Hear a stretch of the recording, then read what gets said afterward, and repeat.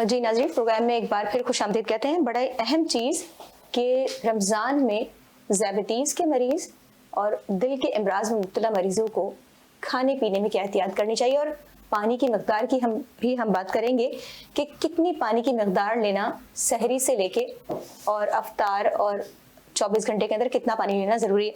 सब मुझे बताएं, सबसे बड़ी बात ये कि हम सहरी में रिकमेंड करते हैं कि पराठा ज़रूरी है। पराठे के बगैर हमारे यहाँ सहरी नहीं होती, और अमूमन लोग पराठे बाजार से ले रहे होते हैं। तो क्या उन लोगों को पराठे इस्तेमाल कर लेने चाहिए, और ख़ास तौर पे जो बाहर के पराठे हैं? नहीं, बाहर के पराठों में तो बहुत ज़्यादा ऑयल होता है, और वही है कि वो जैसे मैंने कहा बार बार वो अक्सर सेम ऑयल मैदे के बने हुए होते हैं, सेम ऑयल यूज़ हो रहा होता है। तो ये कहीं नहीं लिखा कि पराठे लेने ज़रूरी हैं रमज़ान में। पराठे के बगैर भी रखता है। मैं मॉर्निंग में अक्सर 90% ऑफ द टाइम कभी पराठा नहीं लिया, और बहुत से लोग नहीं लेते, और ज़रूरी नहीं है कि पराठा ही लें। और भी बहुत से ऑप्शंस होते हैं आप जो ले सकते हैं सहरी के टाइम पे। आजकल तो अगेन मीडिया भी और लिटरेचर भी सारा भरा हुआ है कि क्या आप ले सकते हैं जो कि हेल्दी है आपके लिए, हार्ट के लिए भी, डायबिटीज़ या ब्लड प्रेशर के मरीज़ों के लिए। तो उस तरह की चीज़ें लेना जो है ज़्यादा बेहतर है। अगर आप डेली बेस पे ये मैदे वाला ज़्यादा ऑयल वाला पराठा डेली खा रहे हैं तो फिर definitely end of the month आपका कोलेस्ट्रॉल और इवन शुगर भी कहीं की कहीं पहुंच जाएगी। तो इस पर डेफिनेटली एहतियात करने की ज़रूरत है। हाँ ठीक है, आप 1-2 दिन हफ्ते में 1 दफ़ा 2 दफ़ा या 3 दफ़ा या लेते भी हैं घर का बना हुआ, और अगर पूरा मैदे के बजाय जो फुल उसका होता है या चक्की का आटा जो होता है वो लें जिसमें सब चीज़ें शामिल होती हैं, और भूसी शामिल हो। और वो जो है बेसिकली ठीक है, आप आधा ले लें या पूरा भी लेना है तो मतलब ये है कि ऑयल कम से कम लगाएं और इस तरह की चीज़ें करें तो इट शुड बी ओके। सही, मतलब ले सकते हैं, लेकिन घर का बना हुआ मैदे का नहीं होना चाहिए, क्योंकि मैदा तो वैसे ही जहर है और नमक जैसे जहर है। तो चक्की के बना हुआ आटा एक घर का बना हुआ ले सकते हैं एक। अच्छा सर, सहरी की बात हो गई। अब सहरी में एक और लवाजमात हैं जो लोग बड़े लाजमी लेते हैं। तो सहरी में लोग खजला फेनी बहुत ज़्यादा इस्तेमाल करते हैं। उसमें बहुत ज़्यादा हाई कोलेस्ट्रॉल होता है, क्योंकि वो मैदे का भी बना हुआ है और फिर वो फ्राई भी हुआ हुआ है। तो वो कितना मुज़र सेहत है, ख़ास तौर पे दिल के मरीज़ों के लिए और जिनका कोलेस्ट्रॉल हाई है या ज़्यादतीज़ के मरीज़ हैं?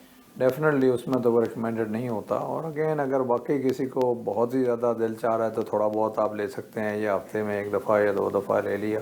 बट डेली बेसिस पे अगर सहरी के टाइम पे यही ले रहे हैं और यही आपकी सहरी है तो वो डेफिनेटली सही नहीं है। और आजकल जो एक दूसरा बहुत बड़ा ट्रेंड चल पड़ा है वो ये है कि जी सहरी भी जाके बाहर हो रही है, अफ्तारी भी जाके बाहर हो रही है, और उसमें फिर जो चीज़ें होती हैं वो अनलिमिटेड होती हैं, और वो उसके अंदर जो पकाने में जो ऑयल और वो सारी चीज़ें इस्तेमाल होती हैं वो भी बहुत ज़्यादा है। तो वो भी जो है वो डेली बेसिस पे बाहर तो वो ऑयल इस्तेमाल ही नहीं हो रहा जो हम घर में सेव ऑयल इस्तेमाल कर रहे हैं। बिल्कुल। और वो आप घर में तो आप क्वांटिटी भी वो कर सकते हैं, वहाँ तो आप क्वांटिटी भी आपके कंट्रोल में नहीं होती है।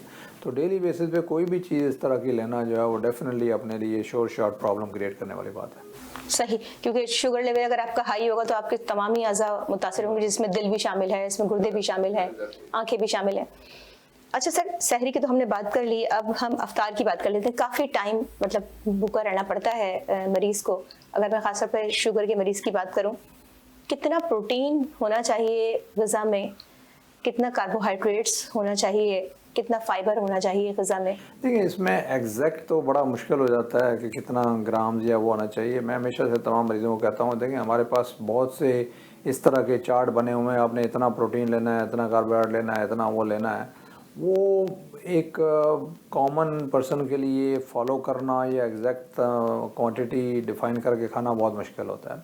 तो आई थिंक मरीज़ों को भी ऐसी चीज़ बतानी चाहिए जो प्रैक्टिकल हो, और वो जो बेसिकली उसको फॉलो भी कर सकें।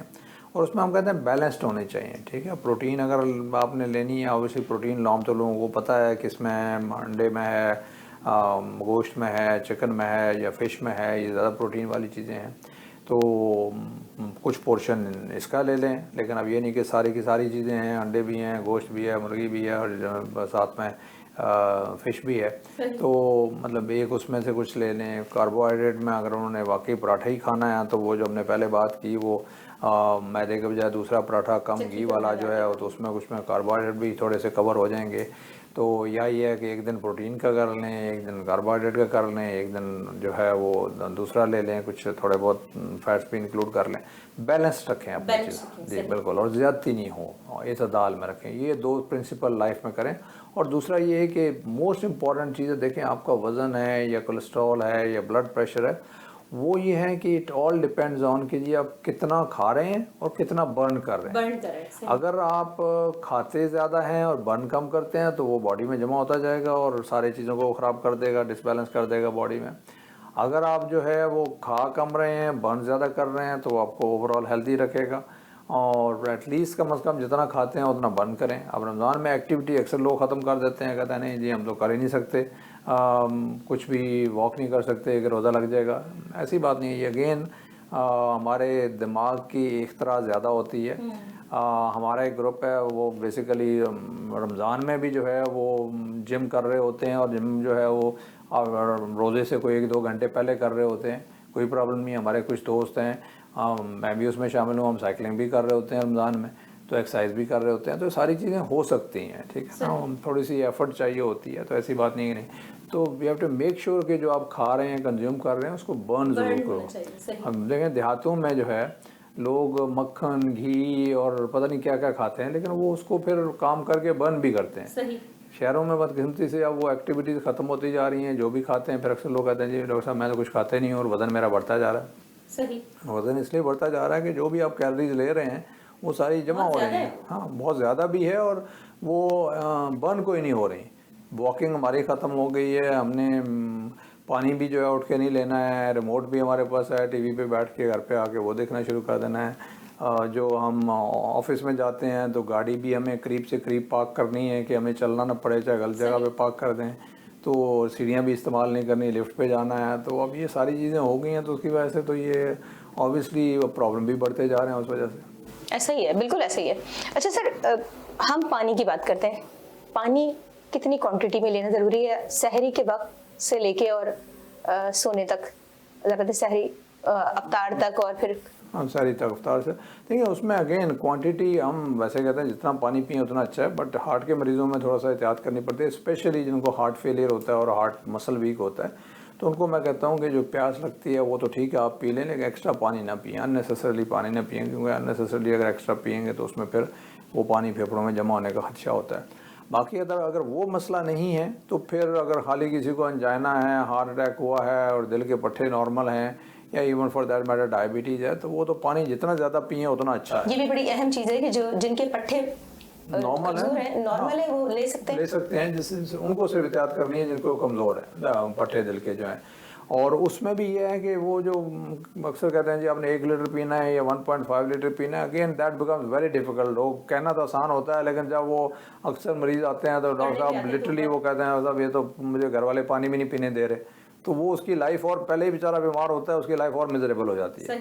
तो मैं हमेशा उनको कहता हूँ कि पानी पिएं, बेशक जो प्यास लगती है वो पिएं, लेकिन एक्स्ट्रा अननेसेसरी ना पिएं। ये उन मरीज़ों के लिए है जिनका दिल के पट्टे कमज़ोर है। अगर नॉर्मल है तो फिर उसमें कोई रिस्ट्रिक्शन नहीं है, चाहे जितना मर्जी है पिएं, बल्कि जितना ज़्यादा पिएं उतना अच्छा है। पानी तो आपके हार्ट की हेल्थ के लिए भी अच्छा है, जनरल बॉडी की हेल्थ के लिए भी अच्छा है, शुगर के लिए भी अच्छा है, ब्लड प्रेशर के लिए भी, गुर्दों के लिए भी, हर चीज़ के लिए अच्छा है। तो जितना पिएं उतना बेहतर है। सही। अच्छा सर, हमने सहरी की तो बात की, हम अफ्तार की बात करते हैं। अफ्तार में अमूमन हम देख रहे हैं लोग एक बहुत बड़े शहर की अगर हम बात करें तो लविश किस्म की अफ्तार होती है, और उसमें इतने लवाजमात होते हैं, चिकन भी उनको फ्राई चाहिए, उनको पकौड़े भी चाहिए, उनको समोसे भी चाहिए, मतलब इतने लवाजमात होते हैं कि हम तसव्वुर नहीं कर सकते। और फ्रूट चाट में भी उनको नमक एक्स्ट्रा और चीनी भी एक्स्ट्रा और वो सारी चीज़ें। कितना सर नुकसानदेह है खासतौर पर ज़ियाबतीज़ के मरीज, और ज़ियाबतीज़ के साथ दिल के मर्ज में भी मुफ्ता है। नहीं, दोनों के लिए देखें हम बार बार वही बात करते हैं, ज़्यादती किसी चीज़ की भी सही नहीं है। और आपने सही बात की कि रमज़ान में इतना ज़्यादा लवाजमात और इतनी ज़्यादा तैयारी की जाती है कि इट्स अनबिलीवेबल। मतलब यह है कि आप जब कि अफ्तारियों में जाते हैं, दावत होती है, तो उसमें देखें तो वो मतलब इतनी चीज़ें पड़ी होती हैं, और वो ये है कि इवन अगर थोड़ी थोड़ी भी हर एक से लें तो वो भी अच्छी खासी हो जाती है। तो इसलिए ये है कि ख़ासकर जो हार्ट के मरीज़ हैं या शुगर के मरीज़ हैं या even for that matter blood pressure के मरीज़ हैं या इवन गुर्दे के मरीज़ हैं, उनको एहतियात करने की ज़रूरत है। हाँ ठीक है, मतलब लें और ये 2-3 चीज़ें चलें ले लें, बट वो अगर 10 चीज़ें पड़ी हुई हैं और वो पहली बात तो ये है कि ये होने नहीं चाहिए, ये मतलब लिटरली वेस्ट ऑफ एवरीथिंग है। हमारे मज़हब में भी इस चीज़ की इजाज़त नहीं है और वो भी ज़्यादती और ये सारी चीज़ें जो हैं, और आई थिंक इससे बेहतर है हम किसी गरीब को जो है इफ्तारी करवा दें और वो ज़्यादा आपको फ़ायदा मंद देगी बजाय इसके कि आपने अपने घर पे जो है वो 10-10 चीज़ें बना के रखी हुई हैं। और कोशिश यही करेंगे जो बेसिकली अगर आप चने हैं वो तले नहीं, खाली बॉयल करके और उसमें जो भी आपने कुछ सलाद वगैरह डालनी है वो डाल के वो ले लें। और जैसे मैंने कहा ठीक है, अगर आपको पकौड़ा खाना ही है तो 1-2 पकौड़ा रख लें एक साथ में, लेकिन ये है कि अगर सारी चीज़ें होंगी, समोसे भी हैं, पकौड़े भी हैं, साथ में चने भी हैं, फिर और भी चीज़ें रखी हैं, फ्रूट चाट भी है, तो वो फिर डेफिनेटली ज़्यादती हो जाती है। कितने फ्रूट ले सकते हैं पेशेंट? नहीं मतलब उसमें अगेन फ्रूट डेफिनेटली अच्छा है, बट फ्रूट में जो हम अपने पास चीनी डाल दें और नमक वगैरह डाल दें तो वो तो ऑब्वियसली फिर उसके ज़ाया चला जाता है। लेकिन एक जो मतलब चंद चमचे उसमें फ्रूट के ले सकते हैं, उसमें अगर वो चीज़ें ना डाली हों फिर तो इतना ज़्यादा नुकसान नहीं है, बट वो भी शुगर के मरीज़ों के लिए एहतियात करनी है। अगर आपने फ्रूट का बाउल ले लिया है, एक छोटा बाउल, तो फिर आप दूसरी चीज़ें अवॉइड करें। मैं ये कहता हूँ कि वो ले सकते हैं, ऐसा नहीं कि बिल्कुल नहीं ले सकते, शुगर के मरीज़ भी ले सकते हैं, लेकिन थोड़ा सी मकदार हो, चीनी ना डली हो, और फिर दूसरी चीज़ें उसके बदले में चावल या रोटी वो फिर उस दिन अवॉइड कर लें जिस दिन आपने ये चीज़ ले ली है। तो वही अगेन बैलेंस रखना है आपने हर चीज़ का। सही। और उसके बाद फिर हम खाना खाते हैं, वो भी इसी तरह से होता है। और खाने का भी ये है कि अक्सर लोग क्या करते हैं कि अफ्तारी कर ली, फिर उसके बाद जी उन्होंने नमाज़ें पढ़ी, फिर तरावी पे चले गए, फिर तरावी से वापस आके अब रात के 10 या 11 बज रहे होते हैं, फिर आपने खाना खाया आके, और खाना खा के फिर उसके बाद सो गए और फिर सुबह उठ के फिर सारी पी शुरू कर दी। तो ये चीज़ें काफ़ी नुकसानदेह हैं। आपने अगर खाना खाना है तो मैं तो अक्सर कहता हूँ भाई एक दिन आपने अफ्तारी कर ली, ठीक है, खाना नहीं खाया, दूसरे दिन आपने खाना खा लिया रेगुलर उसमें, और अफ्तारी ना करें उस दिन, अफ्तारी कम कर दें, खजूर से खोल के खाना डायरेक्टली खा लें। लेकिन आप अफ्तारी भी करें और खाना भी खाएं तो वो फिर ऑब्वियसली फिर, और अफ्तारी भी काफ़ी लाविशी हो और साथ में खाना भी हो तो वो तो डेफिनेटली आपके लिए नुकसानदेह होगा। ज़ाहिर सी बात है। वो तो एक आम फर्द के लिए भी, अगर एक आम फर्द भी खा रहा है और किसी मर्ज में मुब्तला नहीं है तो उसके लिए भी बहुत ज़्यादा नुकसानदेह कि आप पेट भर के अफ्तार कर रहे हैं, फिर आप खाना खा रहे हैं, फिर आप सो जाते हैं। ये बड़ा अहम चीज़ है कि लोग सो जाते हैं। अच्छा सर, हम अगेन आते हैं वर्जिश की बात करें। वर्जिश अमूमन लोग सुबह में करते हैं, लेकिन सहरी के बाद लोग वर्जिश नहीं करते, मतलब वो कहते हैं कि नहीं रोज़े में तो हमसे वर्जिश नहीं होगी। क्या टाइम होना चाहिए उनकी वर्जिश का? और ख़ास तौर पर अगर हम तरावी की बात करें, ख़वातीन तो खैर तरावी पढ़ने नहीं जा रही होती, लेकिन बहुत सारी जा भी होती है, लेकिन कौन सा वक्त होना चाहिए एक्सरसाइज का या वॉक का? वॉक कर लें आधा घंटा, अगर आप एक्सरसाइज नहीं कर पा रहे हैं तो रात में करना चाहिए, अफ्तार के बाद करनी चाहिए, कौन सा बेस्ट टाइम? ठीक है, इसमें वैसे तो दोनों टाइम पे कर सकते हैं, सहरी के बाद भी कर सकते हैं, अफ्तार के बाद भी कर सकते हैं। अक्सर लोगों को कंसर्न होता है कि सहरी के बाद मैंने कर ली तो मुझे रोज़ा लगना शुरू हो जाएगा, मुश्किल हो जाएगी, प्यास लग जाएगी या कुछ हो जाएगा। अगर इस तरह, हालांकि इससे कुछ होता नहीं है, लेकिन अगर फिर भी कुछ को कंसर्न है तो आप ठीक है उस वक्त ना करें, अफ्तारी के बाद कर लें। बट अफ्तारी के बाद अक्सर लोग कहते हैं हम इतने थक गए हैं कि हम दिल ही नहीं चाहता करने को। बट आपको वही है ना, देखें मैं पहले भी बार बार जब इस तरह की सेटिंग होती है तो बात करता हूँ, हम कहते हैं हमारे पास टाइम नहीं है, ठीक है, हम बहुत बिजी हैं लाइफ में। जब वर्जिश की बात करो किसी मरीज़ से मैं कहता हूँ तो भी कहता है साहब मैं सुबह 7 बजे जाता हूँ, शाम के 8 बजे या 9 बजे आता हूँ, उस वक्त हिम्मत ही नहीं होती। कहता हूँ देखिए आप अपनी फाइनेंशियल इन्वेस्टमेंट तो कर रहे होते हैं और बहुत होता है कि यार मेरे पास इतने पैसे होंगे, मैं बाद में जब रिटायर हो जाऊँ तो मैं जो है अपने पास, मेरे पास पैसे होने चाहिए अपनी लाइफ गुजारने के लिए। लेकिन अगर देखा जाए तो हेल्थ पे जो इन्वेस्टमेंट है that is more important than financial investment. अगर आपकी हेल्थ है तो सब कुछ है, वरना ये जो आप इकट्ठा करेंगे फाइनेंशियल इन्वेस्टमेंट करके वो सारा आपकी हेल्थ पे ही जाएगा, ठीक है ना, वो खर्चे आपके सारे उसी पे होंगे, ठीक है ना। तो एक तो ये चीज़ ध्यान में रखें। दूसरी ये है कि अगर आप अपने 24 घंटे में अपने लिए अगर आप 1 घंटा नहीं निकाल सकते तो इस ज़िंदगी का क्या फ़ायदा। तो मेरी नज़र में सेहत की अहमियत का उस वक्त अंदाज़ा होता है जब आप बीमार होते हैं, तब आपको पता चलता है कितनी अहमियत है उसकी, ठीक है ना। तो अगर सेहत है तो सब कुछ है, अगर सेहत नहीं है तो कुछ भी नहीं है। लिहाजा उसके लिए आपको थोड़ी सी एफर्ट अगर आप शुरू से करेंगे ना तो बिलीव मी आगे जाके ना सिर्फ आपके लिए आसानी होगी बल्कि आपकी फैमिली के लिए, जो आपकी टेक केयर करते हैं, आपके चाहे वो बच्चे हों चाहे बाकी फैमिली, जब आप बीमार होते हैं ना तो कुछ अरसे के लिए तो वो भी कर लेते हैं, लेकिन उसके बाद उनके लिए भी मुश्किल हो जाती है। सही। ना सिर्फ फिजिकल मुश्किल है, बल्कि उनके लिए इमोशनल और मेंटल टॉर्चर भी होता है। वालिदैन को बीमार देखना या परेशान देखना उनके लिए भी मुश्किल होती है। तो अभी ये सोच के आप अपने ऊपर थोड़ा सा टाइम निकालें और खर्च करें कि जी ये आगे चल के आपके लिए, समझे कि ये इन्वेस्टमेंट है। सही। आपके लिए भी और आपकी फैमिली के लिए भी। और फिर आप यकीन जाने आपके पास टाइम निकल आएगा। टाइम निकलता नहीं है, टाइम निकाला जाता है। और निकालने के लिए अगर आपको थोड़ी सी एफर्ट भी करनी पड़े तो करें, ठीक है ना। आप ठीक है, आप सुबह नमाज के टाइम पे उठ जाएं, नमाज से लेकर ऑफिस जाने तक जो है आप कर लें। हम लोगों ने अगेन एक ग्रुप बनाया हुआ, हम सुबह उठते हैं, नमाज के बाद निकलते हैं, 1.5 घंटा साइकिलिंग करते हैं, फिर आके तैयार होकर काम पे चले जाते हैं, क्योंकि टाइम शाम को नहीं मिलता है, दिन में नहीं मिलता हमें, ठीक है। कुछ लोग हैं उनको शाम को मिल जाता है, अगर वो जल्दी घर आ जाते हैं तो उससे कर लें। लेकिन आपको अच्छा शुरू में वो कहते हैं ना, वो 1000 mile journey starts with the first step. Sometime हमारा फर्स्ट स्टेप लेना मुश्किल होता है, उसके लिए हमें हिम्मत करनी पड़ती है, लेकिन अगर एक दफ़ा फर्स्ट स्टेप ले लें तो फिर वो आसानी हो जाती है। और आप यकीन करें, जब एक दफ़ा आप शुरू कर लेते हैं ना ये, तो फिर उसके बाद जो फीलिंग होती है फ्रेशनेस की या ओवरऑल अच्छी फीलिंग जो आती है ना, वो ऐसी आदत बन जाती है कि उसके बगैर आप कर ही नहीं सकते। मतलब आपको दिन में होता है कि मैं क्यों नहीं किया, कर लेता तो मैं बेहतर फील करता। तो ये चीज़ें, ये जो एक एक्सक्यूज़ होता है ना, बहाना कि टाइम नहीं है, थका हुआ हूँ, ये सब एक्सक्यूज़ हैं। वो unwilling mind can find many lame excuse, वो बात है, ठीक है। सही। तो इसमें खुदा के लिए एक्सरसाइज के हवाले से और अपनी सेहत के हवाले से, अपने लिए टाइम निकालने के हवाले से इस तरह के एक्सक्यूज़ ना निकाला करें।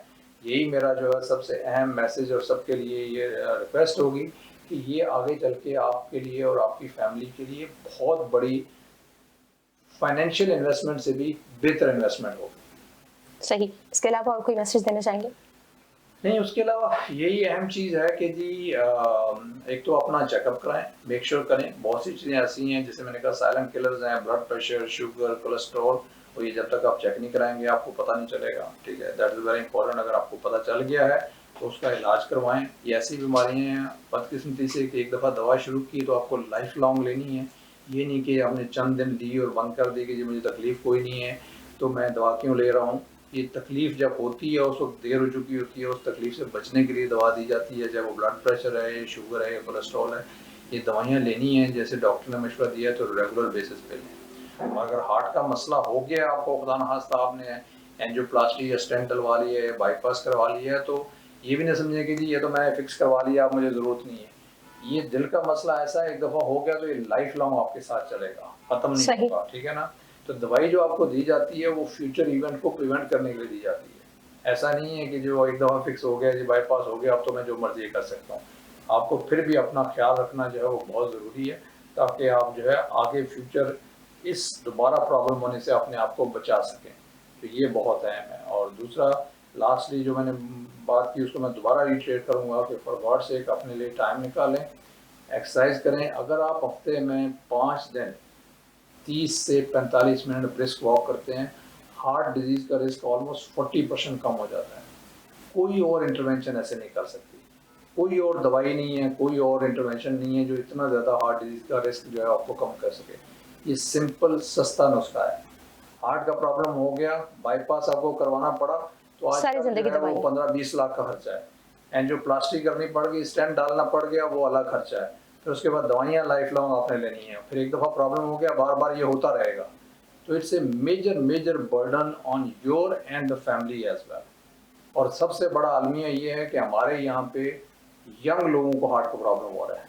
पूरी दुनिया में लेटर एज में जाके होता है, हमारे यहाँ 20s और 30s में हो रहा है। वजह यही है कि हमारे पास एक्सरसाइज का टाइम नहीं है, हमारे जेनेटिक्स थोड़ी ख़राब है, हमारे यहाँ रिस्क फैक्टर ज़्यादा हैं, डायबिटीज़ का रिस्क ज़्यादा है। अभी हमने रिसेंटली जो है एक पाक सेहत के नाम से जो स्टडी की है, उसमें पूरे पाकिस्तान से 2000 यंग लोगों को लिया जिनको कोई प्रॉब्लम नहीं था। उनमें 30% लोगों को डायबिटीज़ है, 45 को हाई ब्लड प्रेशर है और ऑलमोस्ट 70% लोगों को जो है वो कोलेस्ट्रॉल ज़्यादा है। ये वो लोग हैं जो ओवरऑल अपने आप को हेल्दी समझते हैं। सही, ठीक है ना। तो ये चीज़ें जो है वो बहुत अहम है। चेक करवाएं, अपना इलाज करवाएं, अपनी सेहत का ख्याल रखें। सेहत है तो जहान है। तो यही मेरा आखिरी मैसेज होगा। सही, बहुत शुक्रिया सर, आपने रमज़ान के बारे से भी हमें बहुत टाइम दिया और बहुत चीज़ें हमारी क्लियर हुई, क्योंकि लोग अमूमन जो है वो रमज़ान में हम समझ रहे होते हैं कम खाते हैं, लेकिन वो रमज़ान में बहुत ज़्यादा ज़्यादती हो जाती है और उसका सबब यही बनता है कि सीवियर हार्ट अटैक अमूमन हम देखा रमज़ान में बढ़ जाते हैं लास्ट उसमें, और अमूमन गुर्दों के अमराज भी हम इसी तरह देख रहे होते हैं। बहुत शुक्रिया सर, आपने टाइम दिया हमें। नाज़रीन, इसी तरह रमज़ान में बड़ा अहम है, ज़ैबिटीज़ के मरीज़ हैं और दिल के अमराज का भी शिकार हैं, हाई कोलेस्ट्रॉल का भी शिकार है, तो बहुत ज़्यादा ये देखा गया है कि एहतियात करने के बजाय एक रमज़ान को जो है एक बहुत खुशी का मौका है, लेकिन उस खुशी के मौके पे अपनी सेहत को तबाह ना करें। बहुत सारे लोगों का ये देखा गया है कि हाई ब्लड प्रेशर होता है और होता यही कि स्ट्रोक हो जाता है और पता नहीं चलता, और दिल का अटैक अचानक हो जाता है और पता नहीं चलता। उसकी सबसे बड़ी वजह ये होती है कि ज़ैबिटीज़ के मरीज़ हैं और वो रमज़ान में एक्स्ट्रा बहुत ज़्यादा चीज़ें खा रहे हैं। ख़ासतौर पे अफ्तार में, हमारे यहाँ अफ्तार में इतना ज़्यादा एहतमाम किया जाता है कि वो अफ्तार, एक दिन का जो अफ्तार है वो 4 से 5 दिन के खाने के बराबर होता है, और उसके बाद हम 1 घंटे के बाद खाना भी खा लेते हैं और फिर हम खाना खाते ही सो जाते हैं, उसके बाद हम सहरी करते हैं। तो ये बड़ी एहतियात की जरूरत है, खासतौर पे जो ज़ैबिटीज़ के मरीज़ हैं, खासतौर पे जिनका कोलेस्ट्रॉल हाई है या दिल के अमराज में भी मुब्तला है ज़ैबिटीज़ के साथ साथ, तो उनको तो बहुत ही एहतियात बरतनी चाहिए, खासतौर पे खाने पीने में। अगर एक चीज़, एक समोसा ले रहे हैं तो फिर आप कोशिश करें कि थोड़े से फ्रूट इस्तेमाल करें और खाना ना खाएं। लेकिन अगर आप खाना खा रहे हैं, 2 खजूर खा के आप रोज़ा खोल सकते हैं और फिर खाना खा सकते हैं। तो ये बहुत अहम है। खास तौर पे हमें डॉक्टर बशीर हनीफ ने ये बात बताई कि जिनके पट्टे कमज़ोर हैं उनको पानी की क्वांटिटी जो है वो कम लेनी चाहिए। तो बड़ी अहम चीज़ें हैं कि ज़ाहिर सी बात है माहिरीन ही बता सकते हैं कि क्या एहतियात करनी चाहिए और क्या एहतियात नहीं करनी चाहिए। तो मेरी भी इल्तिजा होगी कि लोगों से कि अफ्तार के हवाले से बहुत एहतियात करें, और ख़ास तौर पे जो आपके घर में मरीज़ हैं ज़ैबिटीज़ के, दिल के अमराज़ में मुब्तला, उनके लिए बड़ी एहतियात की ज़रूरत है कि उनकी खातिर आप भी इस्तेमाल ना करें ताकि वो भी इस्तेमाल करें। आप अपना ख्याल रखिएगा। अगले प्रोग्राम तक के लिए अल्लाह हाफ़िज़।